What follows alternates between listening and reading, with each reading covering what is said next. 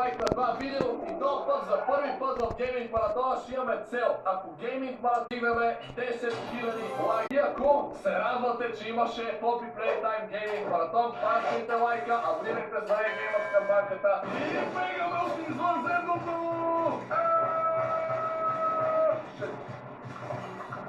Бега, yes! Добре, още не моля да ги издривявам, не моля да ги издривявам. Шет, не сме от тука, О, може. О, yes! Не знам какво направих, но се измъкнах. Бегай!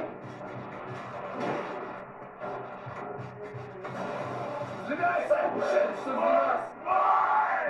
Плей! О, мага. Добре, не трябва ли? Според мене имам идея. Не трябва да го убиеме. Трябва да го взривиме. Всеки път, когато подминаваме ония кислородни бутилки светещите, подминаваме ги, бум, гърмиме я и го взривяваме. И по този начин ще убиеме демидж. Трябва някакси да го убиеме. Мале хора, това ще е някакъв много труден бос файт. Най-трудният ни бос файт до сега. Абе, ще резачки, има резачки. Все някак трябва да го победим. Така, давай. Стрелям и търхора. О!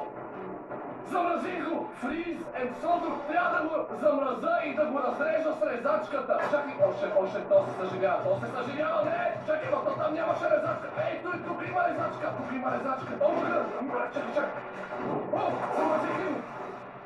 О, замразих го! И сега с резачката!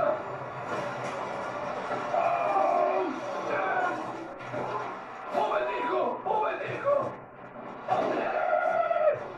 Не съм го победил! Живей! Разкарай се! Остави ме на мира! Пуснаме, брат. О! Това не моля да го взема. Не моля тук да го сложа и да го гръмна. Сега като дойде. Откъде ще дойде? Аре, лабе. Идва. Не, шет. Помощ. Хора, той е идвал долу. Погледнете му стърчащите ръце. Това си пробива от някакъв подземен червей. Бягай. Изчезни. О, резачка. Не, шет. Няма да нищо да игра с тебе. Остави ме. Не. Color Catcher защитава дрехите от нежелани оцветявания. Просто поставете кърпичката в пералнята за перфектния резултат.